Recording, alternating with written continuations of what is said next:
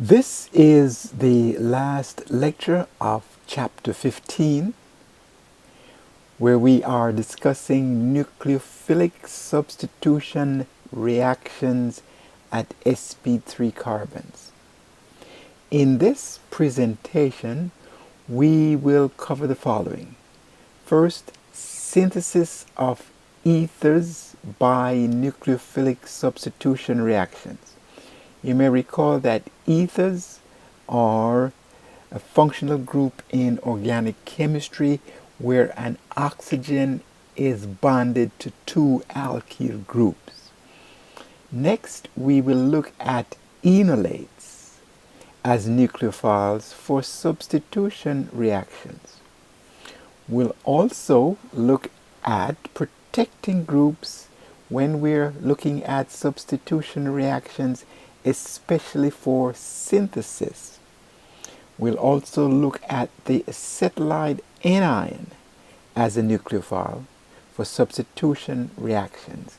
And lastly, we have some examples where we'll use retrosynthesis approach to synthesize molecules. So let us begin. A strategy using nucleophilic substitution reaction is outlined below for making new bonds. So let us analyze how do we make this bond here between two atoms A and atom B.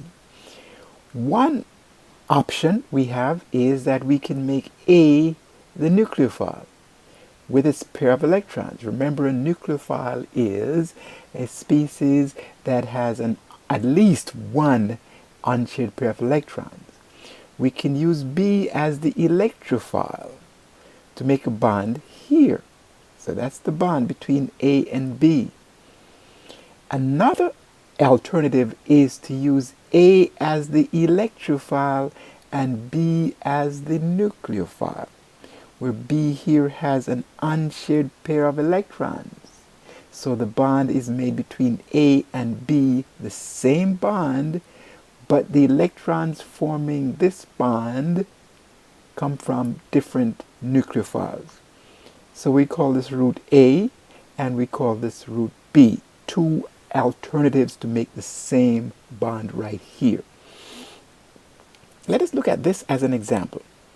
So if we react this electrophile with this nucleophile, so notice this is the nucleophile, carbon with an unshared pair of electrons, a bond is made between carbon, this carbon here, and this carbon here. So we have a new bond being made here. Let's see if the alternative is feasible. Making this the nucleophile, and we can do that. That would be a grignard, for example. But the question is, can we make this into an electrophile? You may recall that this carbon here is sp. So it's going to be very, very difficult to put a leaving group on that carbon. So that's not a feasible reaction with the reverse. So you have to exercise extreme care in your analysis of the components that are used in a substitution reaction to make new bonds. Let us look at this example here. This is the synthesis of ethers. Remember, an ether is an oxygen that's bonded to two alkyl groups. Now we can make this ether by making this bond or this bond. Let's look at this reaction to the left. In this case, this is the nucleophile. Here's the unshared pair of electrons. Here is our leaving group here, and here is our electrophilic carbon. So we would expect a bond between this oxygen and this carbon. And that would be root A to make this bond. Notice this here, this electrophile is a methyl chloride, a very good electrophile for your SN2 reaction. Let's look at the other alternative, which is on the right. We can use this as our nucleophile, methanol, and here is our electrophile. So we can make a bond from this oxygen to this carbon here, and this group leaves to make this bond here.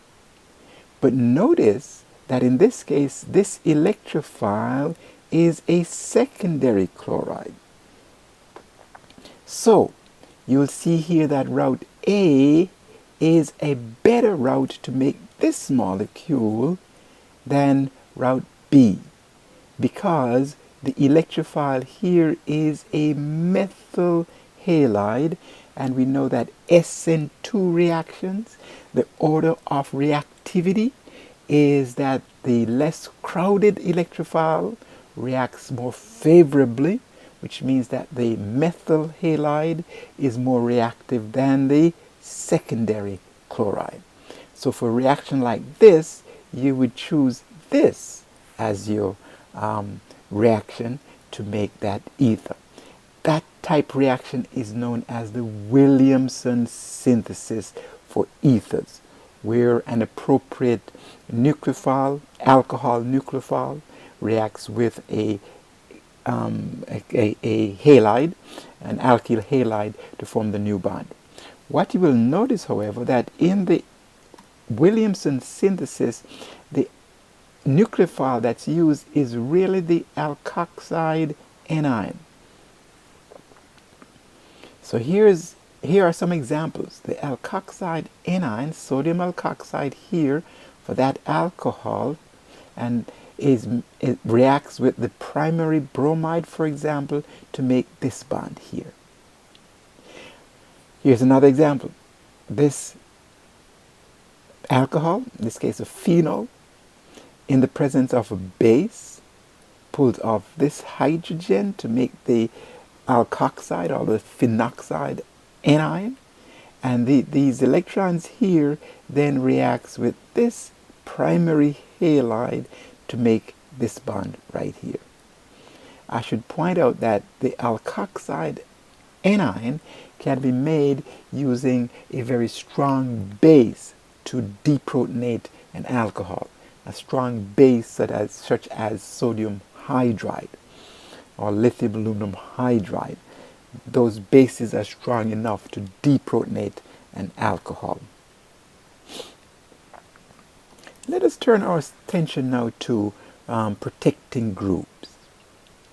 Let's say you're asked to carry out this synthesis here, starting with this alcohol, and your target molecule is this. The difference between this starting material and your target molecule is that there is a substitution of the cyanide group. So if you had, for example, a leaving group right here, you could carry out that reaction. So what we can do is we add HBr in the presence of peroxide and heat, which is the anti-Markovnikov addition of HBr. We put a bromine on this group and this carbon. Of course, as you know, carbon is a good leaving group. So here comes KCN, or the CN minus, because that's K plus, comes in and kicks that out, and here is our product. But here's a problem, because on this molecule there is a nucleophile. The oxygen is nucleophilic, so it is possible for that oxygen to react with that carbon to get this product. So you can see you have a mixture of products that's created primarily because we have a difunctional molecule working with. So what we need to do is to protect this alcohol so it does not react with this as a leaving group. So how do we protect it? We protect it by using this protecting group here, tetramethyl silane chloride, TMS. So we have here TMS bonded to the oxygen. So now this is a protected alcohol. There's more details in the book in terms of its structure and how it reacts. So you may want to look at that for more details. But we can convert this alcohol into a protected protected alcohol. Here's the oxygen, but it's protected. Now we can carry out our anti-Markovnikov addition and our substitution to get this as our product, and the last step is to remove the protecting group here, and we remove that by tetrabutyl ammonium fluoride, and that, again, that's in the books. You may want to check on that to get our target molecule here. So again, be careful. If you are asked to make a new molecule and your starting material is difunctional, more than likely you'll have to protect one of the functional group, the one that you do not want to react as part of the target molecule, and then after the reaction is done, you remove that protecting group. Let's look at another type nucleophile, the acetylide, anion. Here is this molecule, is a triple bond. You may recall from previous chapters that this hydrogen here is acidic because this carbon is sp. 50% S and 50% P, which means that it's more electronegative than your typical sp3 carbon. In the presence of a strong base, such as sodium amide, an acid-base reaction, we can remove this proton here to get this as our nucleophile. Notice the nucleophile, a pair of electrons, so that's nucleophilic. So here's a nucleophile in the presence of an electrophile. In this case, it's a primary chloride. We can form a new bond right here and a much larger molecule in which we have now a functional group introduced from our acetylide. So look out for that. More than likely you'll have to make new molecules with this functional group. This is one way of introducing this functional group into a target molecule. Here's an important nucleophile, and it's the enolate. It's the enolate anion. You may recall that the hydrogen of the alpha hydrogen of a ketone is acidic, so we can remove that by an acid-base reaction to create the enolate. So here's the structure of a resonance stabilized enolate.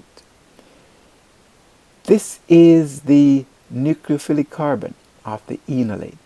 So this carbon here with its unshared pair of electrons can react with this R, which is electrophilic, and our leaving group will leave to create here a new bond.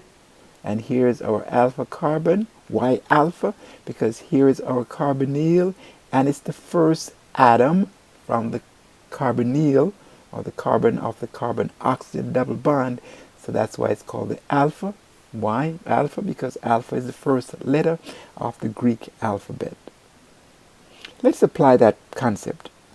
So if we had this molecule here, here's our carbonyl, which means that this is the alpha carbon, which means that these hydrogens are acidic. In the presence of a base, we can create the resonance stabilized enolate. Don't forget, this is the nucleophilic carbon. So this nucleophilic carbon here can react with this electrophilic carbon of this electrophile to create this new bond right here. Don't forget, this methyl group here is really this methyl group right here. So we can create a new bond by reacting a enolate anion with an electrophile in an SN2 reaction. Let us look at another type enolate that's used a lot in organic chemistry for synthesis. Malonic ester, fairly cheap. We can buy it fairly cheaply, and it's a good starting material for making larger molecules. Again, here is our alpha carbon. It's between two carbonyls, so as you can expect, these hydrogens here are very, very acidic. In the presence of a base such as sodium ethoxide, Here's the solvent, ethanol. We create here a nucleophilic carbon on the alpha carbon, enolate nucleophile. This carbon, with its unshared pair of electrons, can react with an electrophile at the electrophilic carbon to create here a new bond right here. So here's our ethyl group from this group right here. So we've made a new bond, alpha substituted malonic ester. Why ester? Because here's the ester functionality right here. This product can be hydrolyzed from the ester to the carboxylic acid, the ester to the carboxylic acid, using acid and water. As we have seen before, this tight molecule here, which is a beta keto acid, in the presence of heat will decarboxylate to give a carboxylic acid. So in other words, we are losing this carboxylic acid to this carbon dioxide to give us here the carboxylic acid. So notice what's happening here. We use this as our starting material, and using an appropriate electrophile, we can make here this carboxylic acid, where this group comes from our electrophile. Let's look at another example.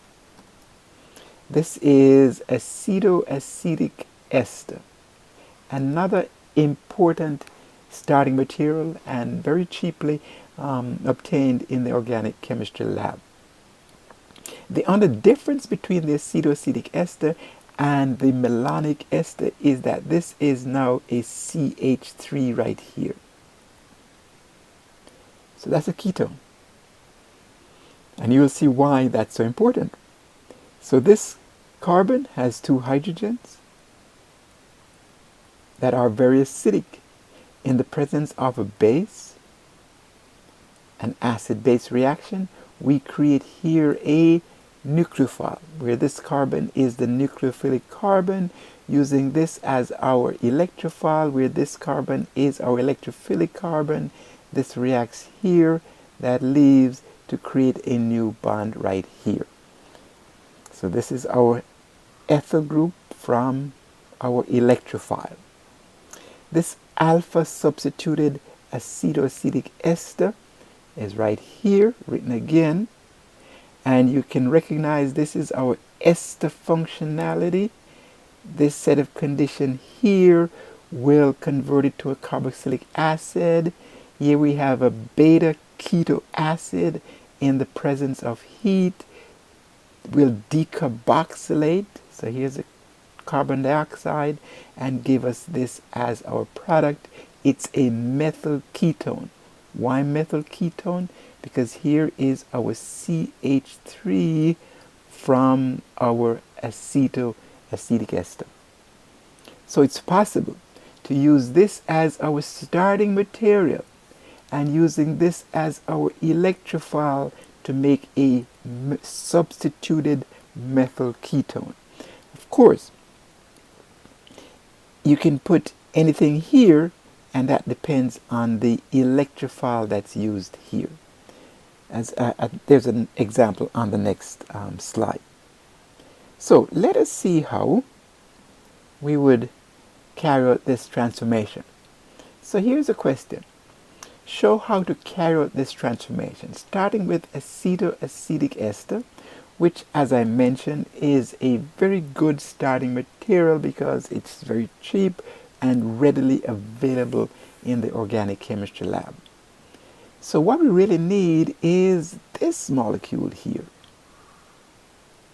So how can we use the approach or the concepts that we just described to make this molecule here? Let's look at the observations and retrosynthetic strategies. I hope you recognize that this portion in red is from the acetoacetic ester. This portion in black is coming from our electrophile. So again, you have to carefully analyze your target molecule before you even attempt to write the synthesis. So once again, this portion right here is coming from right here of our acetoacetic ester. This portion right here is now coming from an electrophile. So if we had a good leaving group bonded right here, we are good to go. Let us look at the actual synthesis, how you would report that in terms of chemicals and reagents. So, starting with this, you react this with a base to deprotonate, take off one of these protons to get this as our nucleophile. Here's our nucleophilic carbon, here's our pair of electrons. The electrophile that's needed is right here. And here is that electrophile right here. So if these electrons come in right here and this leaves, we get that molecule. As described before, this is an ester. And it can be hydrolyzed, and in the presence of heat will decarboxylate to give this as our product, which is our target molecule. So once again, you will see synthesis on the quiz and on the test. It's there to stimulate your thinking. It's there to stimulate your observation. It's there to stimulate how well you can apply the concepts that we have studied to solving a problem. Remember, we're chemists, we're scientists, so we're here to develop strategies and ways to solve problems. Here is another concept. This is a concept in which we have a carbonyl, such as a ketone. As we said earlier, the alpha carbon, if it has a hydrogen, is known as the alpha hydrogen, which is acidic. In the presence of a small base, such as methoxide, anion, notice a small base, it will abstract the hydrogen to create the more stable enolate. Don't forget, there are two hydrogens back here. If it abstracted one of those hydrogens, it would be the less stable enolate. But because it is a small base, it will create the more stable enolate. So this enolate, as I mentioned, these are the pair of electrons, and this is here the nucleophilic carbon. So if we have this nucleophilic carbon enolate reacting with this electrophile, where this is the electrophilic carbon, and here's our leaving group, as you can imagine, this will react right here, and this will leave to give this new bond right here, and that is a product, a new product. So if you ask to synthesize this product here using this as your starting material, this is the route you can take. Notice again that you can change this electrophile here to any electrophile, but make sure it's a primary though, primary or secondary, but never tertiary, because these reactions are SN2 reactions. So we can put just about any substituent right here. Let us look at using a bulky base. So if we use a large bulky base for the same molecule, it's going to abstract one of these because it's more accessible for a bulky base. A bulky base such as LDA, lithium diisopropyl amide, will abstract this hydrogen or one of these hydrogens to create the less stable enolate. The less stable enolate. Of course, it's resonance stabilized, but here is our nucleophilic carbon. Here are the electrons. So this enolate here can react with an electrophile to put that electrophile now on this carbon, just based on the choice of base that you used here. And again, this is one example of an electrophile to put the group right here, but you could be any type electrophile or any other electrophile. Again, make sure it's primary or secondary so we can put a different substituent at this carbon. Okay, let's see if we can put this all together here. Okay, so here's a typical question that you should be able to manage on the exam or on the quiz. Show how to carry the following transformation. Looks kind of tricky in terms of involved, in terms of chemistry that's needed. But let's do the analysis. And again, that's why we're taking organic chemistry here, is whenever you have a problem to solve, you do not panic. Well, after you panic, you actually figure out a way, an approach. And the approach that I'm recommending is carry out your observation and carry out your retrosynthesis strategy by first analyzing your target molecule. Here's our target molecule. So the first observation is there is a carbonyl, ketone. How do you make ketones? You can make ketones by oxidation of an alcohol. So right away, you should start thinking CH4, that type of thing, and an alcohol. The next observation is that this group here is new. So there's an ethyl group here that's not on this molecule. So we'll have to introduce an ethyl group. So right away, you can see that if you had this as a ketone, you need to create the enolate and then introduce an ethyl group from the electrophile or from an electrophile. Let's now turn our attention to the reactant. If we had a double bond right here, we could convert that into an alcohol and then oxidize to get our group. So now we need to put all these pieces together. Again, let me remind you, this is a course of thinking. So you really have to put on your thinking cap, because we're here as chemists and as scientists to solve problems. So here's a problem. Now we have to determine a way to solve that problem. So let's apply all of that to solving this problem. So the first reaction that you may want to consider is selective free radical substitution. Why selective?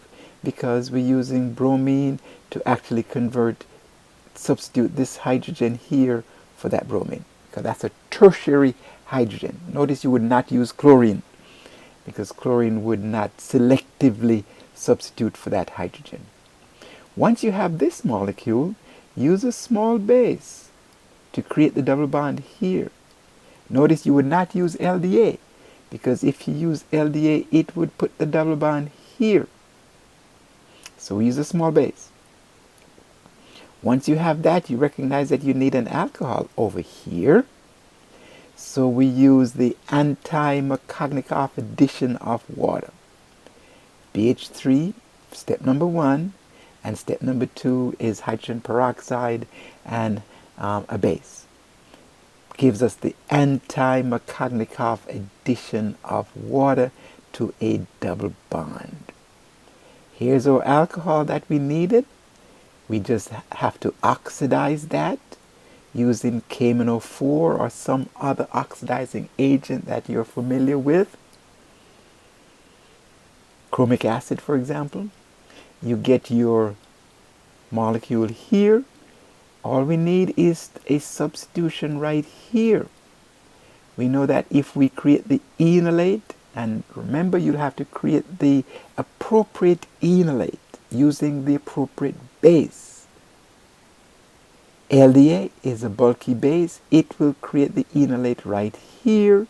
And here we have our electrophile which is right here. So that is our synthesis. That's what you'd write. But notice again, you will have to carry out your observation, and you'll have to carry out a retrosynthesis strategy, and then you put it together to solve the problem. Let us look at another challenge, which is to show how to carry out the following transformation. Same starting material. This time we're looking at putting the C in here. Notice no carbonyl, nothing here. So what do? Let us look at the next slide for the observations and retrosynthesis approach. So for the retrosynthesis approach, we start here with our target molecule. So if we had a group here, we can do a substitution reaction with CN. So if we had a good leaving group right here, such as a bromine, we can carry out a substitution reaction. The question now is, how do we put a bromine here, which is a good leaving group? If we had here a double bond, as shown here, we can do an anti-Markovnikov addition of HBr. So put the bromine right here, as shown here. Then, how do we make a double bond? We make a double bond by elimination reaction. This time it's a elimination reaction using a small base to get the more stable double bond. And how do we go from here, this hydrogen, and substitute to bromine? Again, a free radical substitution using the more selective bromination. So once you have your strategy outlined, all you have to do is apply the appropriate reagents. So bromine in heat will give us this. Elimination, small base, will give us the alkene. Addition of HBr, anti-Markovnikov addition, which means using a peroxide, and adding HBr gives us this. Here's our leaving group. Here is our nucleophile right here. So we have our target compound. So that would be what's expected for a synthesis using different reagents and reaction conditions, starting with your material here, starting compound, and your target molecule. I think, well, this is the end of chapter 15.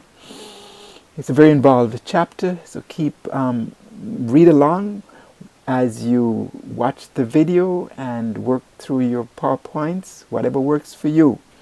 But the bottom line is you'll have to practice lots of problems. I'll put out a tutorial question sheet shortly over the weekend, and please practice those and see. So once again, practice, but as you practice, make sure you understand the concept. Equally important, make sure you have a strategy to apply these concepts to solving problems. Okay? So continue to study hard, and I'll give you more information about the next quiz and exam. Okay?